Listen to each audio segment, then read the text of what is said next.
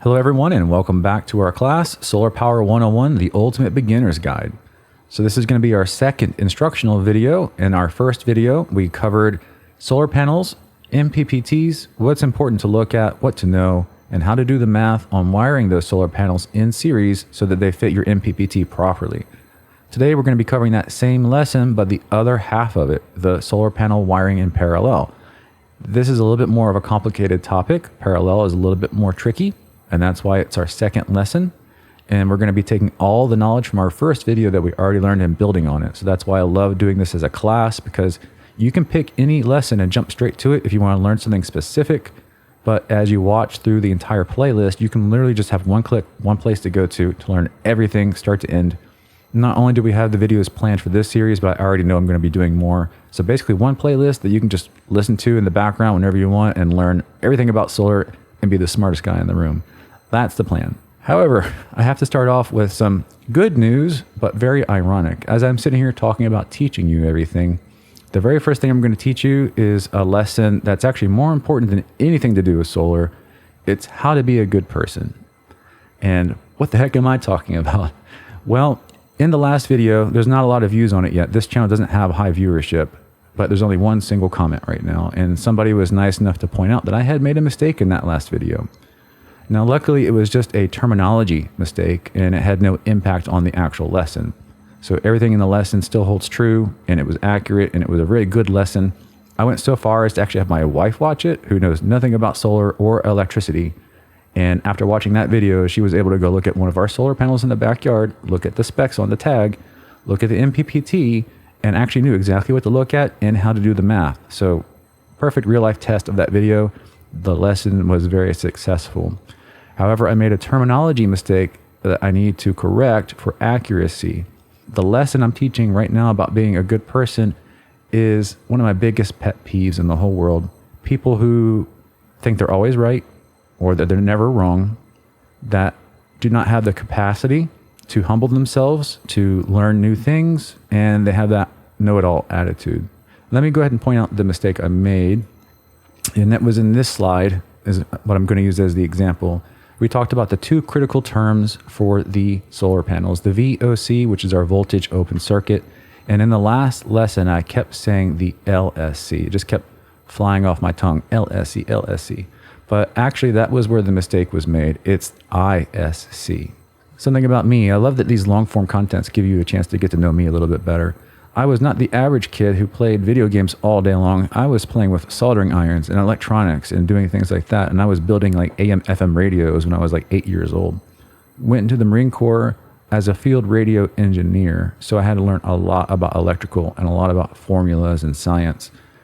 This formula is something we all learned probably in school. It's going to be V is equal to I times R. You know, this is Ohm's law. Voltage is equal to current times resistance, with voltage being in volts, I current being in amps, and then R the resistance being in ohms. So I know this and I recite this in my sleep, but for some reason I just didn't connect 1 plus 1 to realize that this isn't an L, this is an I for current. And so there we go. That was the mistake I made. Just this was wrong. And I'll tell you why I got it wrong. And it's because, as I've mentioned in the videos, I'm a math and science guy, not a spelling or grammar person. I think I do have a few weird, I'll call them disabilities as far as how my brain functions. I swap words and letters and things sometimes. And I'm very, very particular about font and how I write things or read things. As a computer programmer, my font that I use very clearly shows the difference between letters, numbers, uppercase, and lowercase. And when I write something, I write it like this: lowercase I, uppercase I, lowercase l, uppercase L, and then of course O, there's really nothing good there except make one bigger or smaller. And then for my zeros, I put the slash through it. And then when I write something down for someone, like say I was resetting someone's password at work,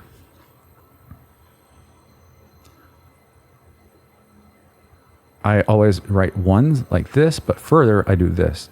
I underline every uppercase letter and I overline every number. It's something I invented. I just came up with it one day and I've stuck with it ever since, so that when I write down something for somebody, since my handwriting is not a font, I need a good way to make sure they read it accurately. So when you read this, no matter how bad my handwriting is, you know this is an uppercase letter, and you know these are numbers, and then everything else is just lowercase. So I make sure that I'm very diligent in how I communicate, and therefore when I see something like this that doesn't follow my standards, then I mess it up. So the LSC is not the LSC, it's the ISC. Let's try to not make that mistake again. But the lesson I wanted to teach about being a good person is just the fact that I get the opportunity to come on camera, admit that I made a mistake, show that I'm humble, and that I am capable of learning, because the best teachers are also learners. A teacher who's not willing to learn something new is not a good teacher. And that always will be true. So I'm happy to make a mistake, and I'm happy to own it, and I'm glad that it didn't hurt the lesson. But with that out of the way, we can now carry on to the rest of this lesson. We're going to go back to this slide too. We talked last video about what was important on our MPPT. Now this isn't changing too much. It's the same things. The voltage and the battery type are the same, the max voltage and the max current. The reason I put this slide up is because, and you noticed in the last video, it was all about the voltage. We pretty much were constantly comparing our solar panels to our maximum voltage on the MPPT. And this, the maximum current, really didn't come into play.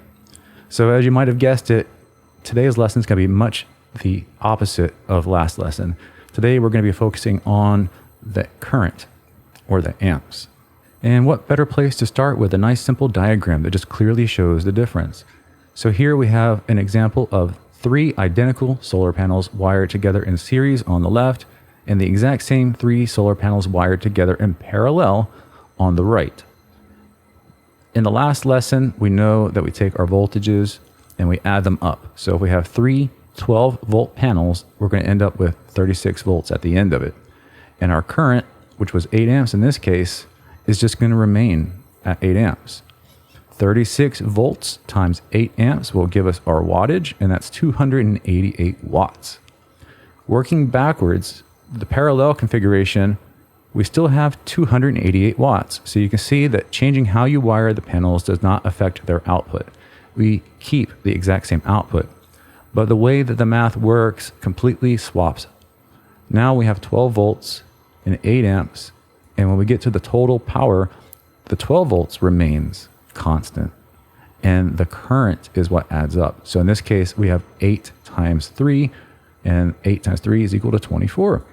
So 24 times 12, 288 watts. So that's how it works.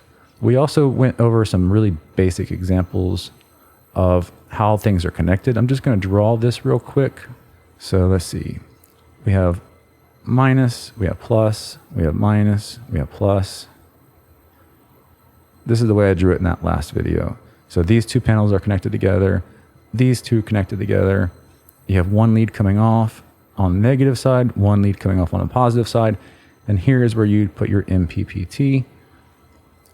And over here, if this looks a little bit confusing, I'm going to redraw that too. So you're going to have your minus, your plus, minus, plus, minus, plus. And we're going to have a place for everything to come together for both sides. So we're going to have our negative coming to here. We're going to have our negative coming to here, and our negative coming to here. Our positive, and our positive. And then from here, these buses, as we would call them, our MPPT would get 2 leads off of that. So we'd have our positive lead and our negative lead going to the MPPT. I don't know if that's easier or messier than looking at the example on screen. How you combine these solar panels together in parallel, you can use what is on screen here. These are branch connectors. You can see in this case it has 3 on one side and 1 on the other. So you would hook up the 3 solar panels to this side of it, and then coming out would be the 1 wire going to the MPPT. What I want to use this diagram for, besides just the math, is also a concept of electricity that is going to be really important to understand when we get to the next slides. In a series connection, there's only a single electrical path. Electricity is literally flowing in one direction through the wire through the solar panel, to the next one, through the panel, to the next one, and then back through again. Which means any interruption in that circuit, whether it be because this solar panel just fails outright, because it becomes disconnected, or because it's in the shade, the entire array would also be taken down with it. So if this literally has zero power coming through it, then the entire array is producing zero power. But the parallel connection gives us a unique benefit, and that each individual solar panel has its own electrical path, which means that if this panel was completely removed, the other two panels still have a path. So there's no issues and it will not affect the other panels. That is the primary benefit of parallel, is the fact that we have additional electrical paths, and that is going to give us many benefits of which we will discuss in the next slides. So I've got three main reasons that you might want to use parallel instead of series or in addition to series. The first reason is that you want to maximize your MPPT. We saw in the last video that your MPPT is going to have a maximum wattage figure that it says at very, very limit of my performance, I can give you this much wattage. And if you only connect your panels in series, you might fall short of that maximum number. So the way to rectify that, besides finding totally different solar panels that might be a better fit, is to add additional solar panels in parallel.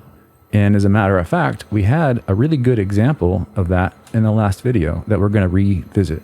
So for review, this is a Victron controller, and it has a 100 volt max and a 20 amp max. When I said maximum power figures that we were just talking about, it's these. So we're going to say we have a 48 volt system, and on a 48 volt system, this MPPT can produce a maximum of 1,160 watts. Our important numbers are still our VOC, and now the ISC is going to be important for fuses, for protections. Remember, when we're talking about maximums, we're talking about safety. The maximum voltage that we can safely use, or the maximum current that we have to be ready to safely handle. Just like last time, we say, 47.7 volts into 100. So 100.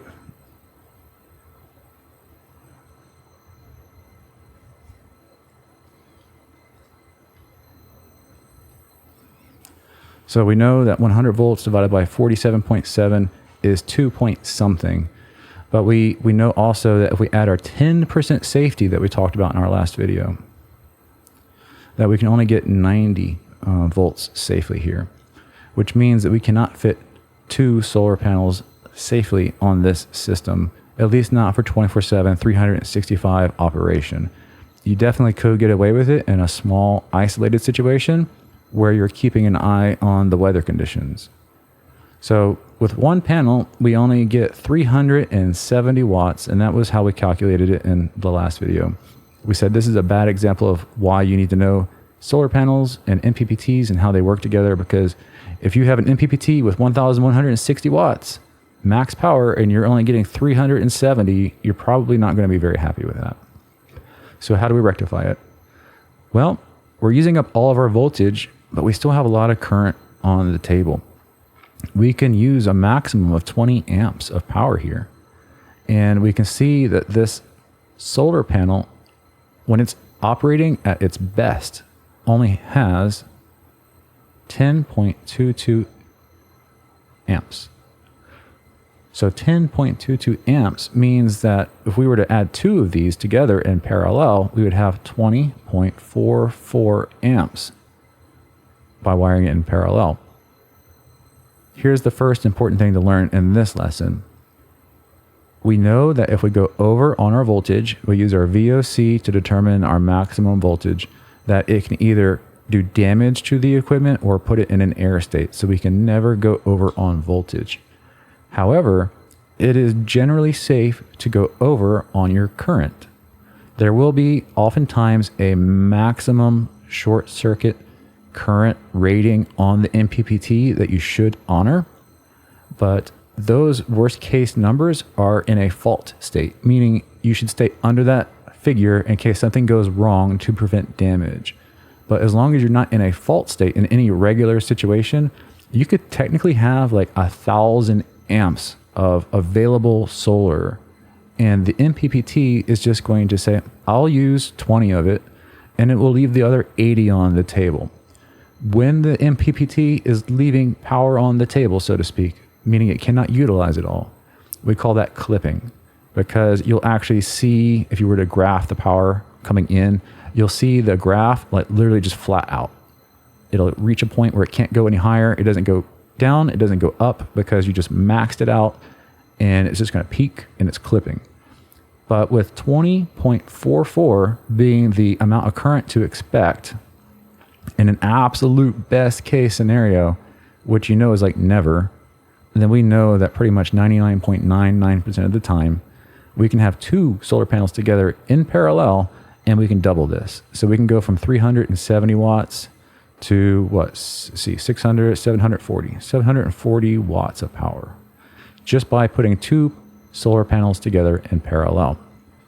And like I said, 365, I would probably always honor that 10% safety. And later in the series, when we get to some of our advanced videos, we'll actually be doing the math on how to calculate the exact amount of safety that you need instead of using like the golden rules. But you could get away with running two solar panels in series as long as you keep an eye on it. Because again, this VOC is an absolute worst case scenario. The maximum voltage that's going to normally operate at is just this 36 volts. So if we're keeping an eye on the system, 36 volts times 2 would be what, 60, 72 volts?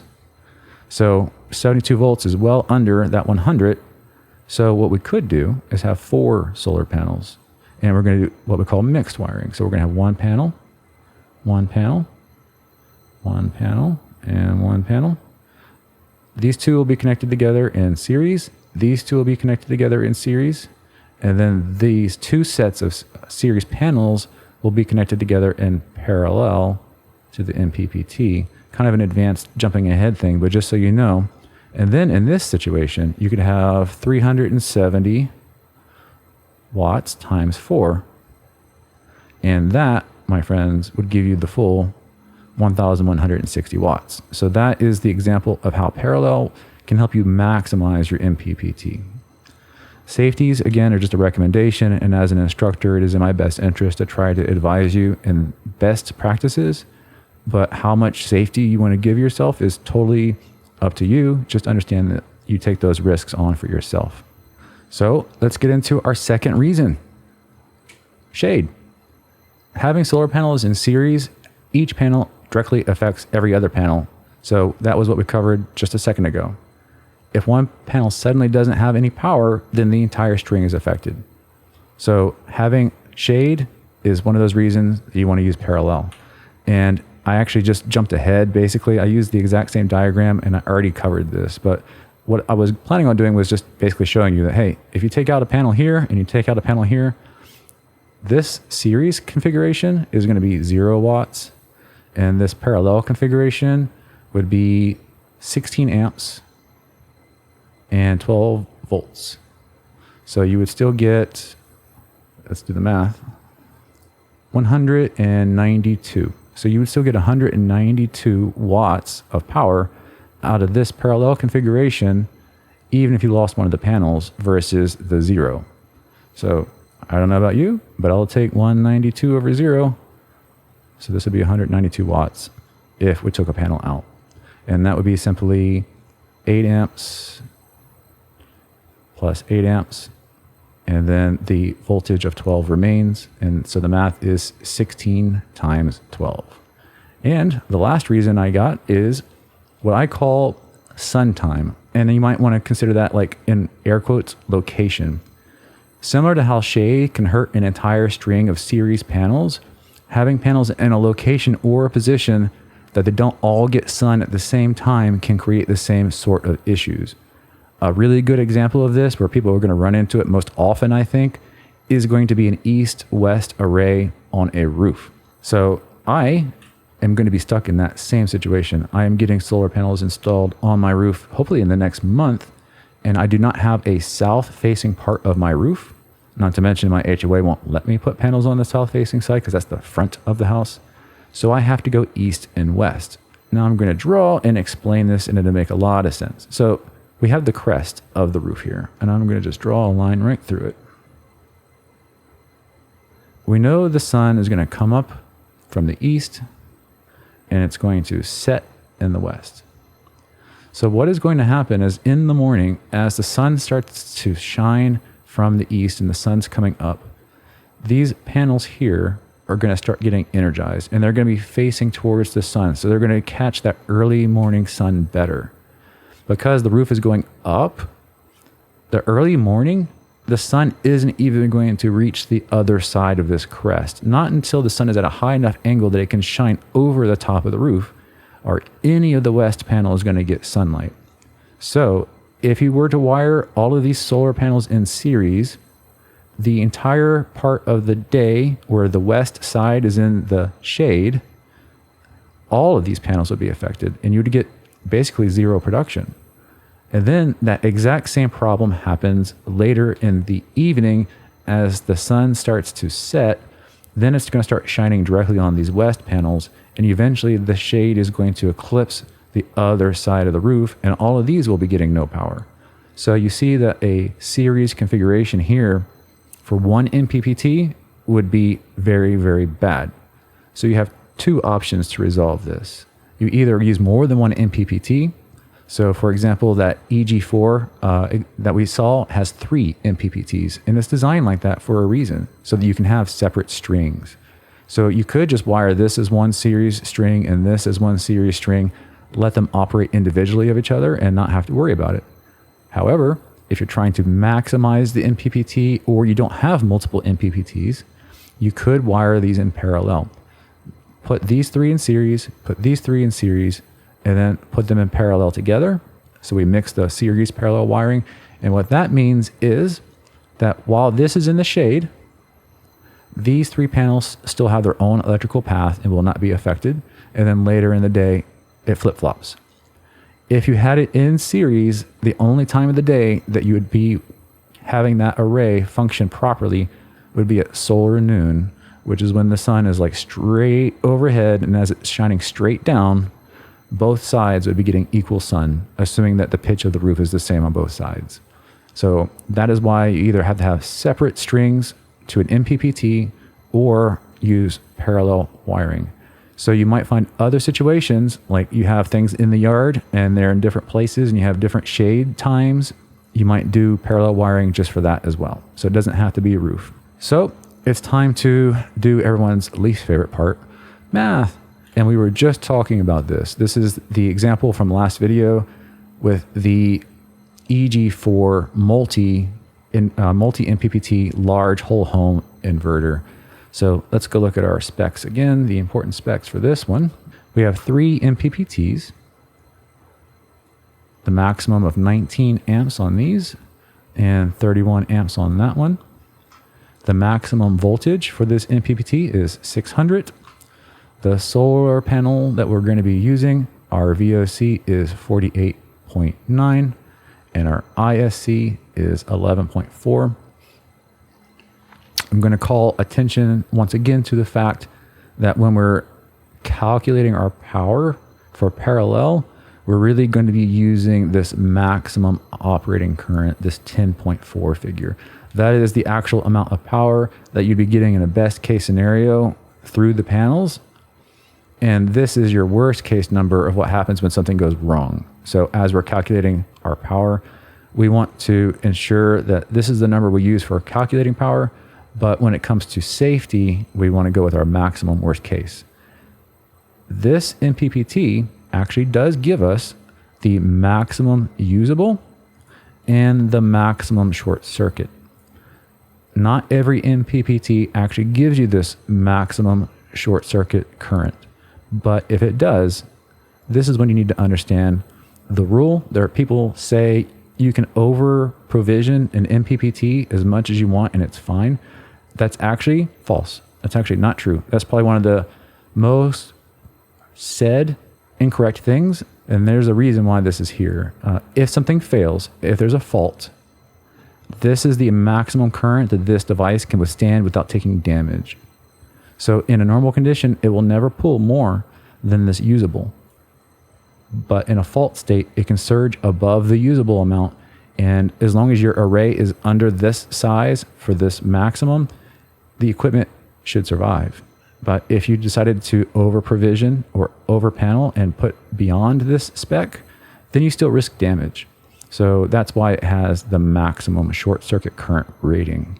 All right, so doing the math, let's go ahead and write down our key figures here.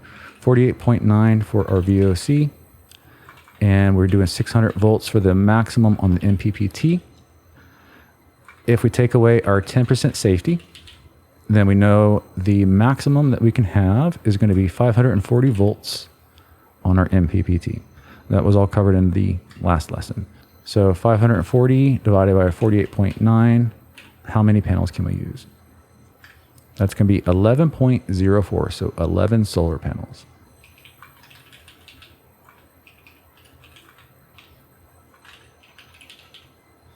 All right, so we have 11 solar panels.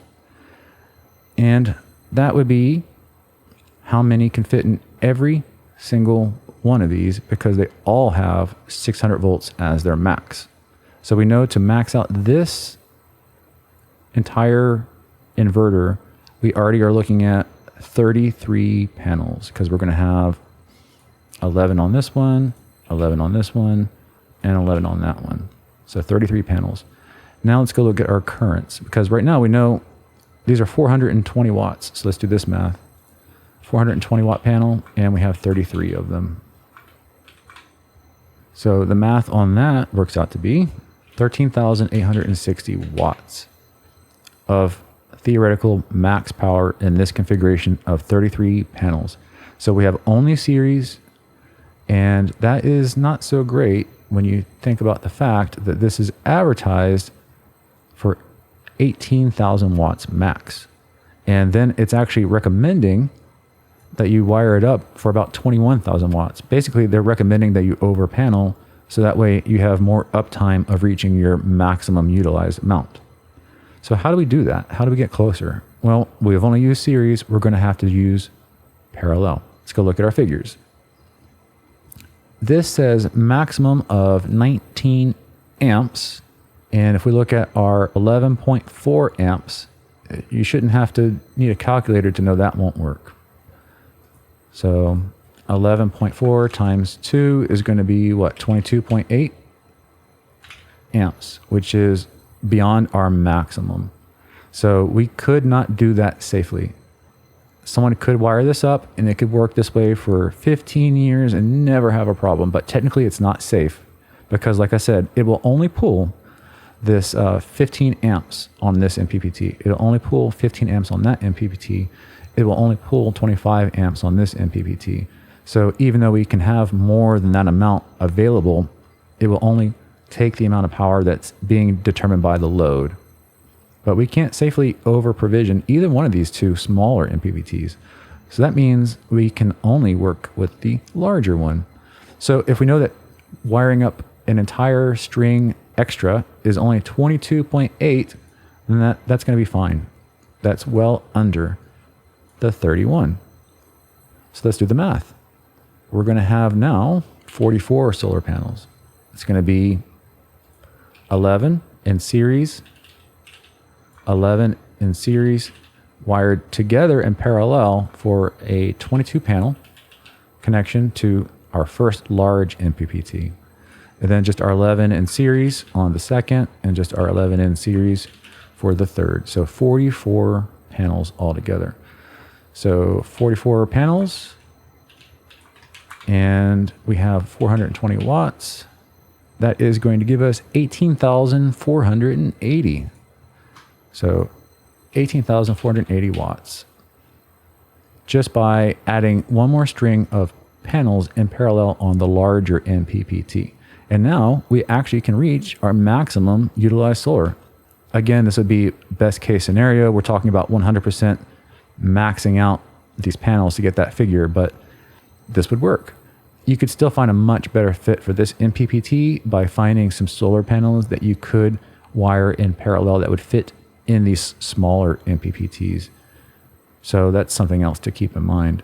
I also need to go back and do some extra math. So let's clear this screen up. It's important that we cover the fact that we're working with this 10.4 and this 11.4. So the 11.4 being the ISC, the maximum, that's what we're calculating against this maximum. That's our safety. But the 10.4 is our working. So 10.4 amps times 2 being 20.8. This is 25 right here.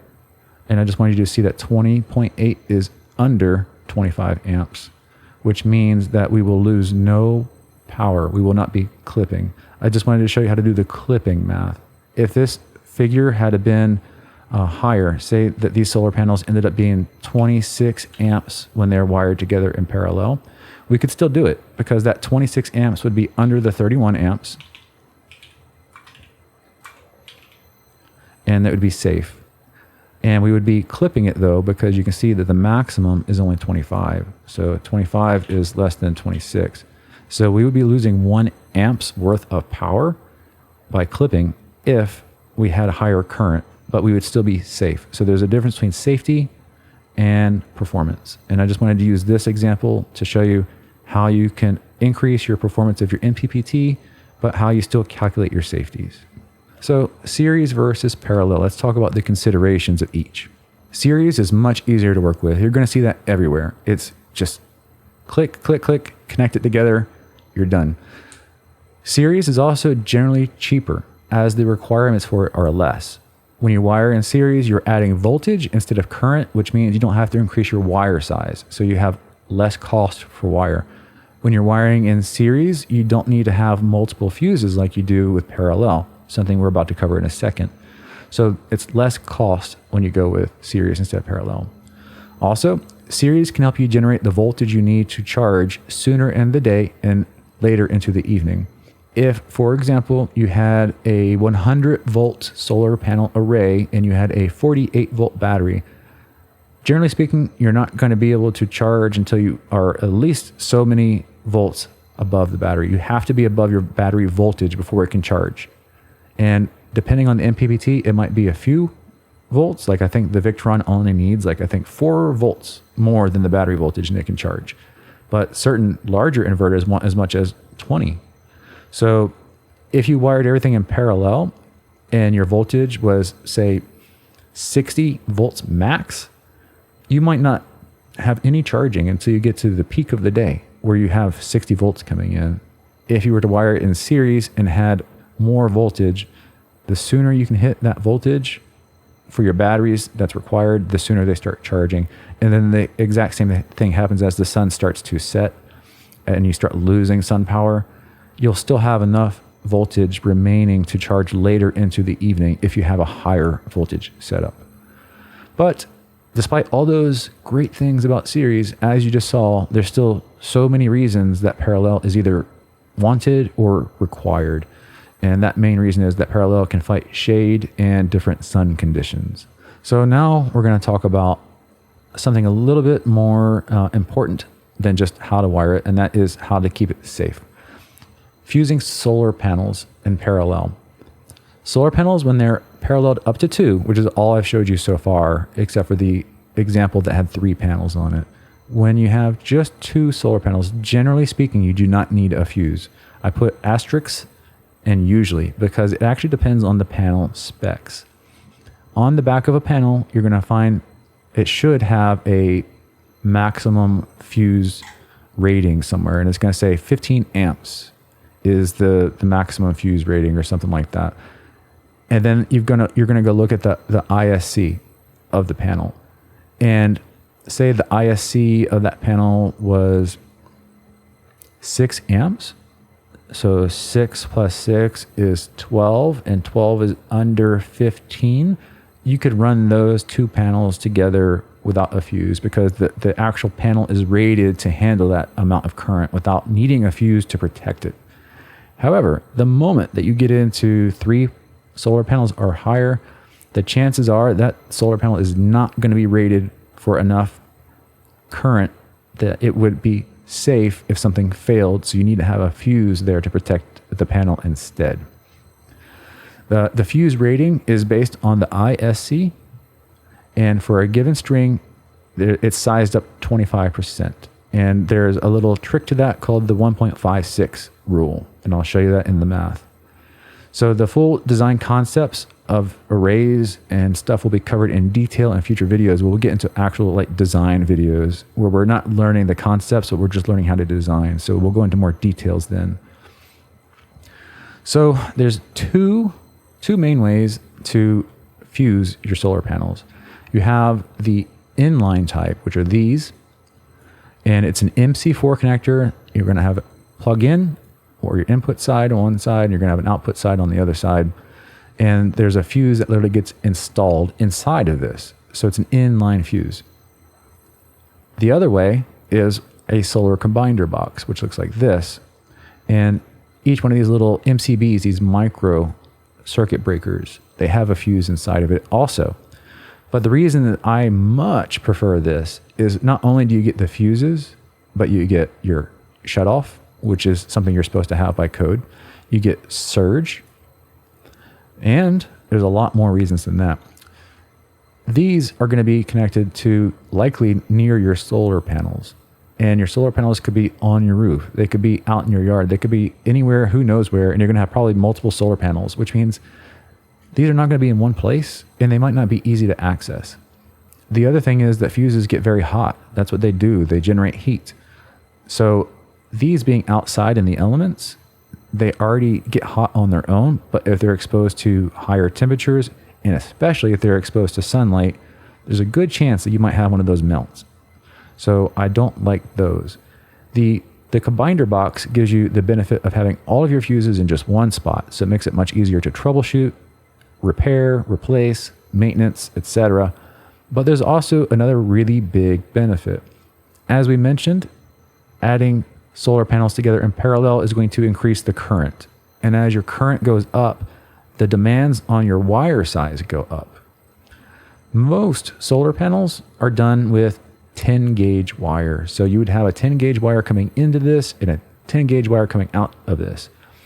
If you use a branch connector, which is what we just looked at in that one slide, where you had 3 of them coming in and 1 coming out, that means you're going to be likely using the exact same size wire coming out as you did coming in.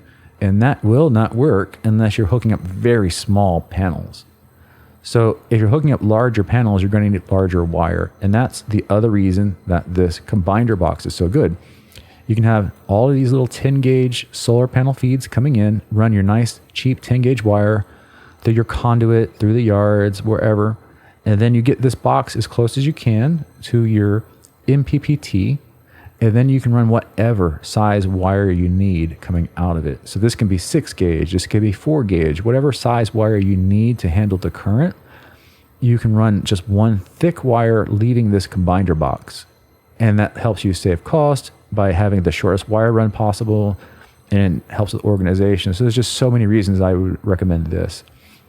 The inline fuses are good for your portable stuff, like your little EcoFlow Deltas that you're going to go camping with, because no one's going to probably wheel around a combiner box. But for any permanent install, the combiner box is definitely what I recommend. Oops, I didn't really mean to go on a tangent about the different fuse types, but that is a topic I'm kind of passionate about. I always see these inline fuses, and I don't really like those too much, unless you're in one of those situations that you actually do need them.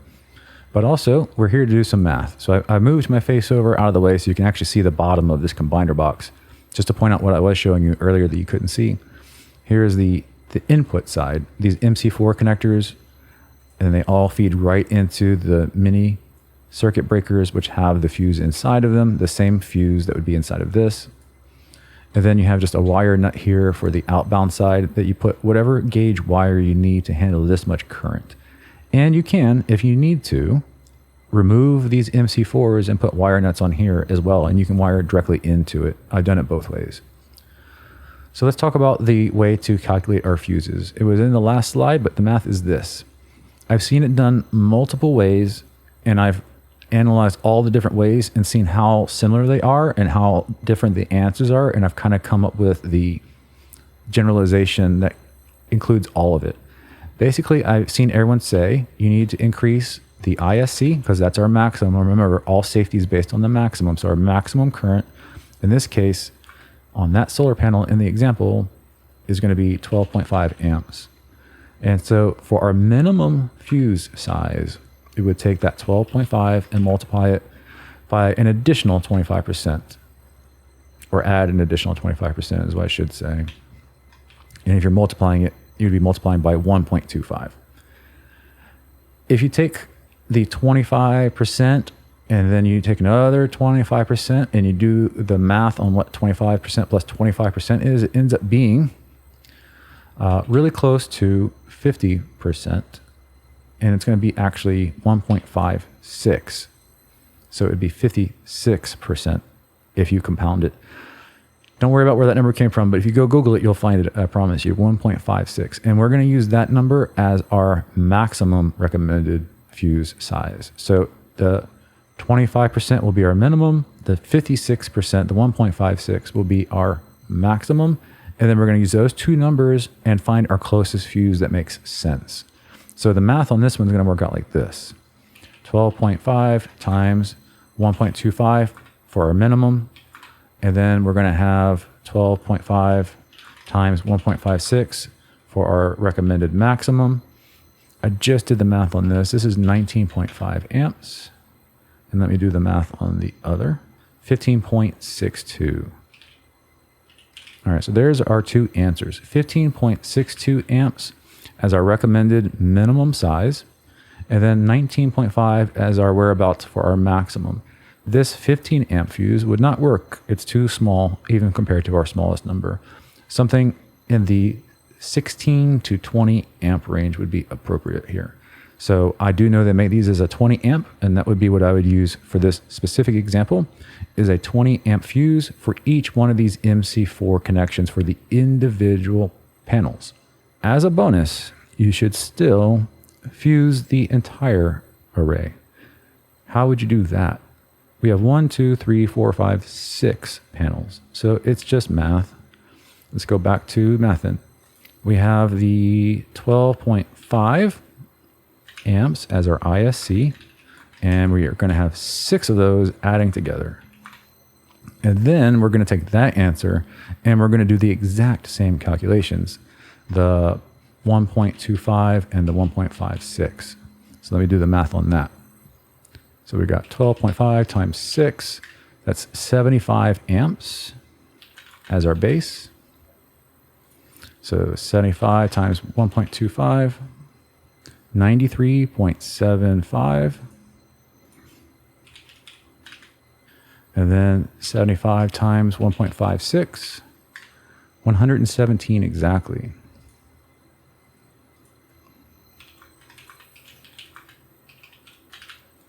So we know our fuse should be somewhere in this whereabouts to protect the entire array, which would be the outbound side. So whatever we're going to put on the outbound side, this is the fuse we would need. So somewhere between 94 amps and 117 amps. So that would likely, I would go probably for a 100 amp fuse in this case. So now you know how you pick out your fuses. That pretty much concludes all the math we have to do in this episode, and we can move on to our last slide and our video conclusions. Wire size is based on current. I just wanted to show you a chart, and I'm going to cover a few things on this slide. So like 10 gauge wire as a general rule, assuming this is 100% copper, it can handle about 30 amps of power. But I wanted to point out that if you look down here at the bottom, it says THW, THWN. It's talking about the sheath or the wire coating. The wire coating actually determines its rating because it's heat. It's based on heat. How hot can it get before that coating becomes dangerous, before it either melts or catches fire? So certain wire coatings like THHN, for example, are rated for higher currents because they can get to higher temperatures before they're in a dangerous state. So understand that the rating of the wire is based on how much current it can carry from the actual conductor, but it's also based on the coating of that wire for how much temperature it can handle. And then there's a third advanced thing that you would need to keep in mind for designing a larger system and doing so properly. the length of the wire actually matters too. The length of the wire for a longer run will slowly start to drop the voltage, which means you start losing some of your production. So if you have a high-powered system, it might need thicker wire for a longer distance so that we don't lose too much of that power. So the thicker your wire is, the less voltage drop you'll have because there's less resistance. So the gauge of the wire will determine how much voltage drop there is over distance and how much current it can carry, because the thicker the wire, the cooler the wire will be. And then the coating on the wire will determine the rating because of how hot that wire can get safely. So it's all three of those things kind of working together as a little dance. And I'm covering it at basic levels, but I would recommend that you get into more research when you start designing your systems. So with that, I don't know how long the video is at this point, and I'll try to trim it down as best I can in post. But let's go over our conclusions. Parallel can help you reach the maximum wattage on your MPPT. We saw a few different situations where that was desirable, and it helped us do so. Parallel is also there to help you fight different sun and shade conditions. So whether it be different positions, east-west, whether it be because one's behind a shed and there's shades from a tree, and whatever mixed conditions you have, if you can't get a string of solar panels to work together in series, then parallel can help. Also, parallel raises your current, aka the amps. So a proper setup and safety is required. So you have to make sure you have the right wire size and the right fusing. Going above your voltage is deadly to the MPPT. So it will either cause an error state or actually damage the equipment. That's what we covered in the last lesson. Going above in current is generally safe. And the reason why is this last line. This is a saying and it's not true, but it's not a bad saying because it's only existing to help people understand the science. People say voltage is pushed and current is pulled. What that really means is if this was your solar panel and this is your MPPT, if this solar panel is producing 20 volts, then the MPPT is going to get 20 volts. It's being quote unquote pushed. So no matter what happens, the voltage is determined by the source. But if this MPPT had a maximum of 5 amps and the solar panel was capable of producing 10 amps, then this would only be getting 5 amps on this side. So that's why they say it's pulled, because unlike the voltage, which is determined by the source, the current is actually determined by the load, or aka the destination. You can have a very, very high current, say this was 100 amps, and it would still only use 5 amps over here, and it would be safe. But like I covered in the EG4 example, in a fault condition, there are still maximum current ratings that you should honor. And that's why that is not true that there is no harm in putting higher current on your MPPT, because it can cause harm in a fault state. But that's also where this saying came from, that voltage is pushed and current is pulled. It's not true. It's just a concept to help you understand this, that the voltage is going to come from the source, but the current is coming from the load or the destination. So with that, that would be the very last slide and the end of this lesson. Hopefully no mistakes were made in this one, and I'm looking forward to all of the comments to come, because your comments are helping me stay on track, help me make better lessons, help with engagement.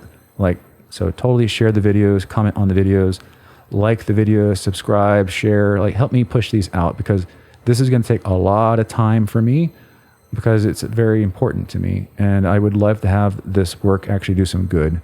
So once again, this was Patrick from Vicious Computers. I hope everyone enjoyed this video, and I'll see you in the next lesson.